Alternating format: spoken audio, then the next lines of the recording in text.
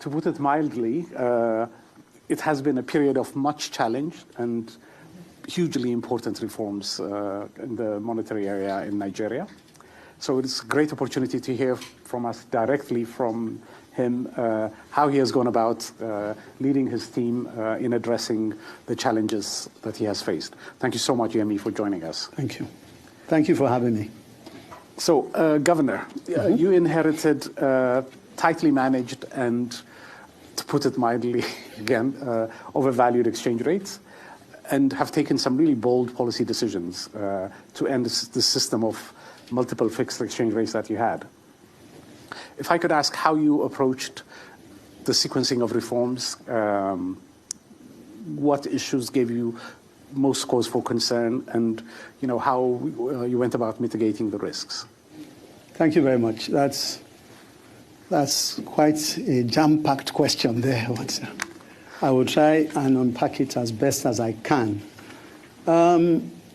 I would say, and again, let me say a very big thank you for having me here today, actually over the past few days, because I've taken the opportunity to listen and exchange views and understand much better the problems that are facing the global economy. So that's a very unique opportunity for which I want to say a very, very big thank you for the invitation. Now, with respect to Nigeria and the sequencing of events and sequencing of reforms, I think in terms of context, it's clear that for those who don't know, that I came in at a time of very, very great difficulty for the central bank and the monetary authorities. Of course, inflation was high and the exchange rate was under tremendous stress. And there was a crisis of confidence. And in such a situation, the biggest challenge, as far as I can see, was that of trust and the deficit in trust. People simply had the impression that things were bad. There was fear, and somehow they didn't see any end in sight to what seemed like a very gloomy situation. So it was very important to understand that, and in terms of sequencing, do whatever it was possible, take the necessary steps to begin the process of building back trust. Now, that is not something that happens overnight. And I recall that when I went for the Senate hearings, one of the things I said at the time was that I recognized the fact that there was a huge backlog of about $7 billion in forward transactions which had not been met and which seemed to provide a lot of apprehension to Nigerians. And I made a commitment to take care of them. How I was going to do that, I didn't know. But I thought it was very important to make that commitment there in order to build back the trust deficit that one was going into. And also, I had to reach out to various stakeholders, particularly the international investors. And in actual fact, the first day I started at the bank, one of the first groups I dealt with were the international investors, because they had been following activities and they were very keen to know what was going on. And I felt it was very important to continue to have that dialogue, which I did, and use that as an opportunity, as I said, to rebuild trust with people and with various stakeholders. And then, of course, the next thing in terms of sequencing was to make it abundantly clear that the era of interventions, which really hadn't taken us anywhere, were over. And that I intended to go back to orthodox monetary policy. So I think those were very, very important things to make very clear. And I think that helped, obviously, to set the stage for what came after.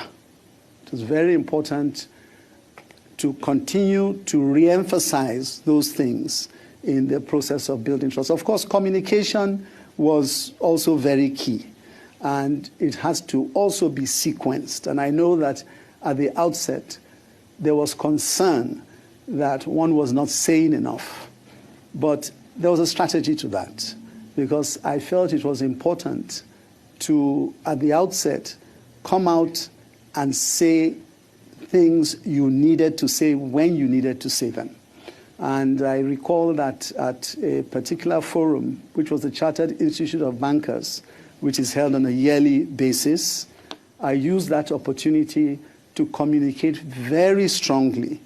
And normally, that is a forum that perhaps, the governors talk for maybe 15 minutes, half an hour, and I took over an hour. Okay, but I made sure I got everything, including giving forward guidance with respect to the banking sector, and to let people know that we were going to have a recapitalization exercise. This was in November, and the guidelines didn't come out till just recently. So they had plenty of time to start thinking that through.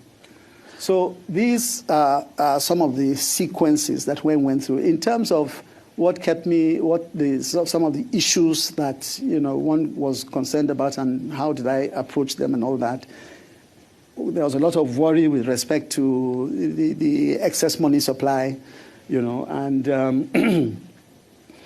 one had to take bold measures with respect to mopping up liquidity, and then subsequently, of course, hiking interest rates. And I know that the first monetary policy committee meeting we had, I did a 400 basis point increase, which was unprecedented. Mm-hmm.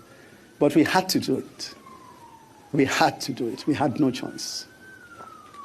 And we followed that up with another 200 basis points. And we had to do that also, because to the extent that we'd committed to price stability, we were convinced that we had to do whatever was necessary to ensure that prices and inflation the right steps were put in place to ensure that we got there. Now, in saying all this, it's also important to recognize, and I say this all the time, that whatever policies you make, if they don't impact the man on the street, then you've not done anything. Absolutely. So I have a question on that, and it's a good way to segue to that, which is, you've emphasized how important communication was, particularly bankers and other stakeholders.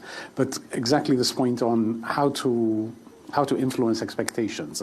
If essentially what you've embarked on is a shift towards an inflation targeting regime, at least in you're moving in that direction. So, and what you're losing in a way is like the exchange rate being used as a nominal anchor, as one of the big inputs in terms of setting expectations. How is it that you're communicating with people on the streets? How is it that you're expecting and hoping to influence behavior and price setting activity? Sure. It's a very good question. And I think the answer to that is that one is also reasonable in expectations, knowing fully well that all these things will not transform overnight. In actual fact, when we look at the situation of Nigeria, a lot of the problems that have happened there in terms of the monetary side have taken place over a long period of time. And I think continuous dialogue and communication is essential in letting people understand why we're doing certain things, where we're trying to get to, and continuously going back to re-emphasize what we've done. We've used the opportunity of the MPC to have a question and answer session after every MPC, which basically gives everybody the opportunity to ask all the questions they want, and for us to re-emphasize the certain measures we're taking and why we're making and why we're doing that. And we will continue to do so. And in actual fact, we will strengthen the communication mechanisms that we have in place. We will certainly not take it for granted that people understand what it is we're doing and why we're doing that, because it is quite a complex subject, to be perfectly honest. Okay. That even for those who are the most enlightened, they sometimes struggle. So to that extent, we will do everything possible to use different platforms, as the case may be, to ensure that we can reach out to as many as possible. I do think that what we've seen recently with regards to the exchange rate, okay, helps to give people hope, in the sense that when I started, we had a situation where within about a month or two, we were regarded as having the worst performing currency of any country. 6 months later, we are judged to have the best performing currency of any country. So I think those things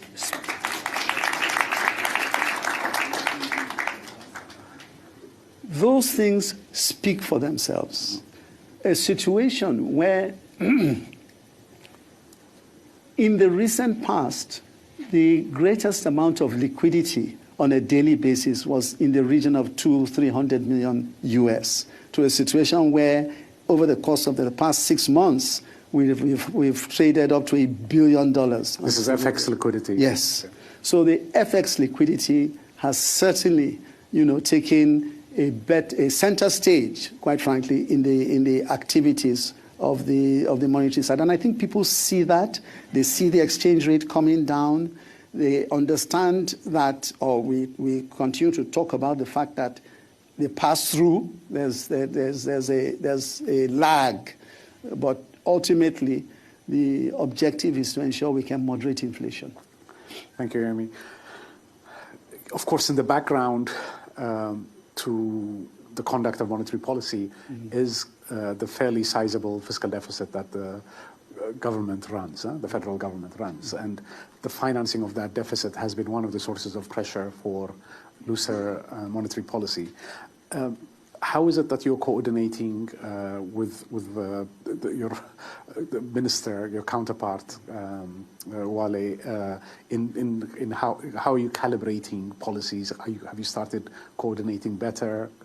And how is it that you expect the federal government will fund itself on a sustainable basis? Yes. And another very good question, and a question that comes up quite regularly. And of course, first and foremost, let me be upfront in saying that the monetary policy is just one side of it, no question about that. And with the whole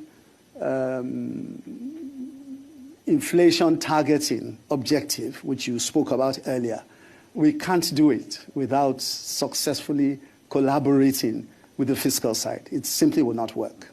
So it's clear to us that we need to have a very good handshake with the fiscal side, and a handshake that takes us in the direction that we want to go to. We understand, of course, that, again, breaking that down, that the food inflation, perhaps we can use that as a good example. Food inflation is something that is not within the purview of the monetary side, but we definitely work together and rub minds together. And recently, we had some fertilizers which had come out from the previous administration, okay, and we pushed that over to the Ministry of Agriculture to help them, okay, going into the next planting season, with respect to meeting their overall objectives. In the MPC, we have the presence of very, very senior leadership from the fiscal side as a member of the Monetary Policy Committee in the person of the Permanent Secretary of the Ministry of Finance, and who is here today. And we always have very good and open dialogue on issues, so we're able to hear the different sides of the situation. And indeed, beyond that, we've set up different committees that work hand in hand with respect to ensuring that we are on the same page with respect to taming inflation. Now, I think it is also commendable that the Ministry of Finance have themselves begun that process of reducing the outstanding, monetizing the outstanding, securitizing, I beg your pardon, the outstanding ways and means. And I think that is extremely commendable. And I think it's less of an issue now, so we can work better together, bearing in mind, as I said, that as we move to inflation targeting, it's going to have to be a very strong partnership for it to be successful. Thank you, Remy. I want to leave a bit of time for questions from the floor. So one last question from me. It strikes me that you really have achieved quite a bit over the last 6 months in office. You highlighted the overshoot and then now correction the exchange rate. Mm-hmm. But I mean, stepping back a little bit, as a policymaker, wearing this hat, playing this very important role, what are one or two key lessons that you take away from your first 6 months in office?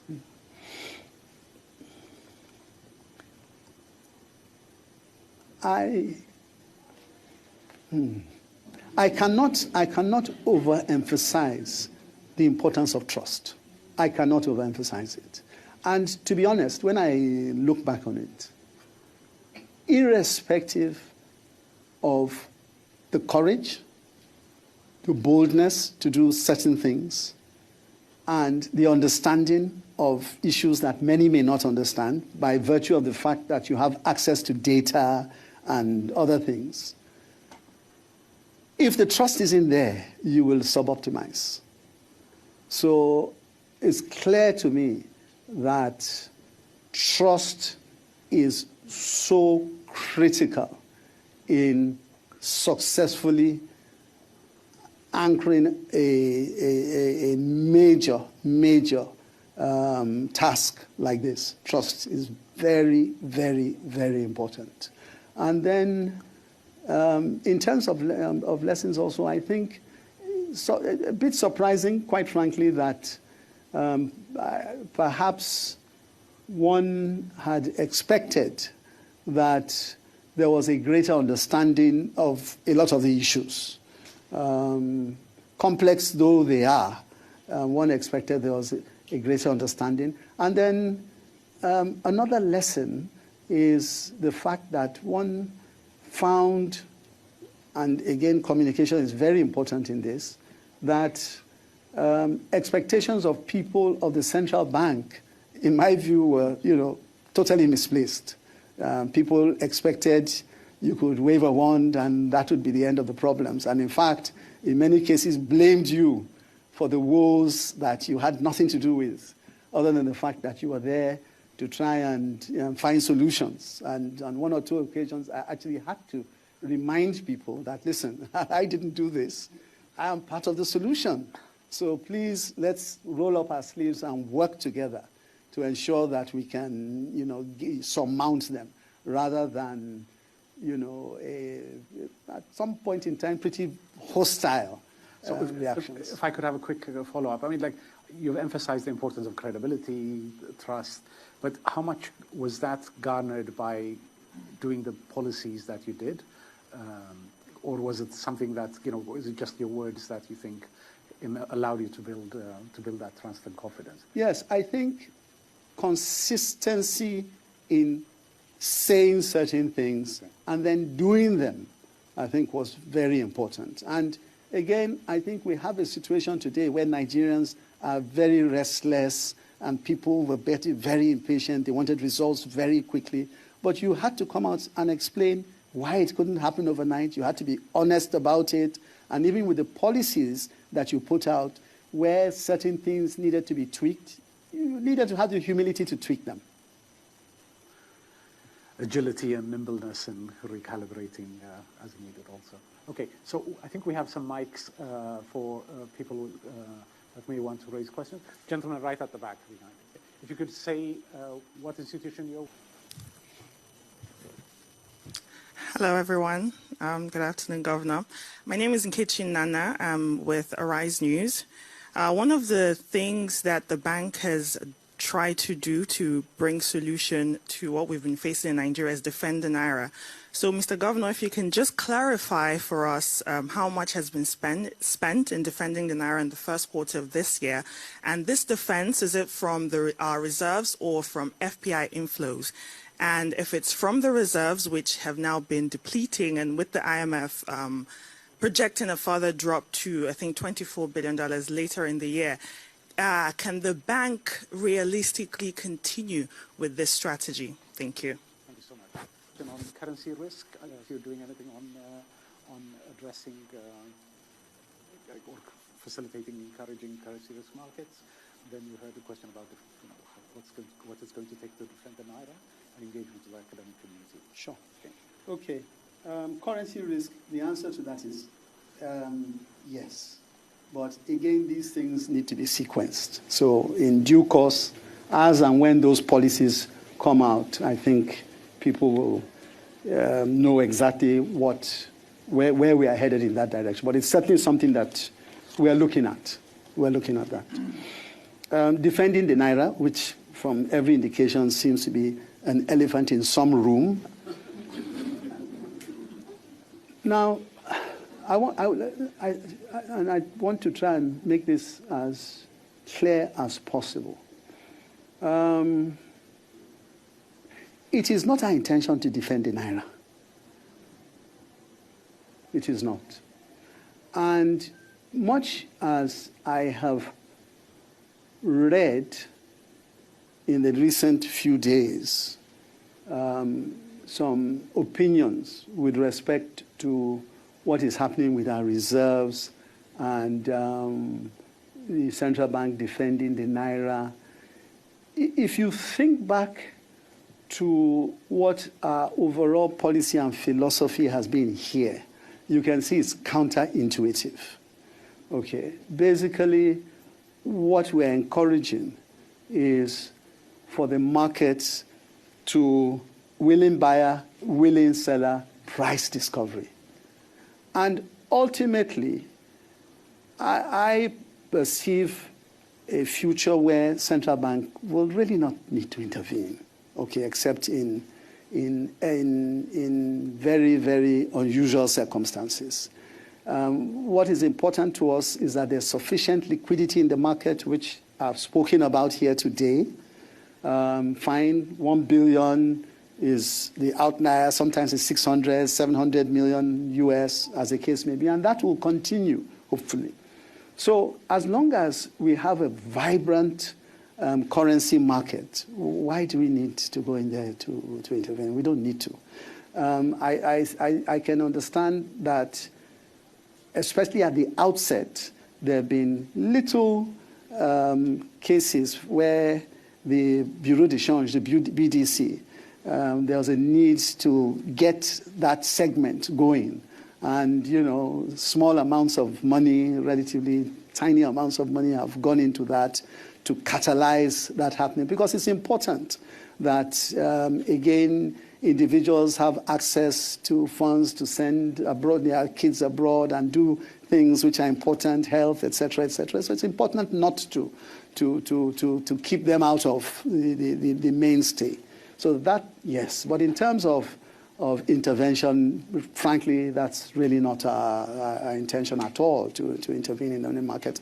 And what you see with respect to the shifts in our reserves is the shifts that you find in any country's reserve situation, where, for example, debts are due and certain payments need to be made, they are made, because that is also part of keeping your credibility intact. And other times, money comes in and, takes it up again. And if you watch in the next couple of days, I think between yesterday and today, we had about 600 million US that came into the reserves account. So I wouldn't let people get too excited about this thing. All I will say is that we are looking towards ensuring that we have a market that operates on its own, willing buyer, willing seller, and price discovery. That's where we're going to.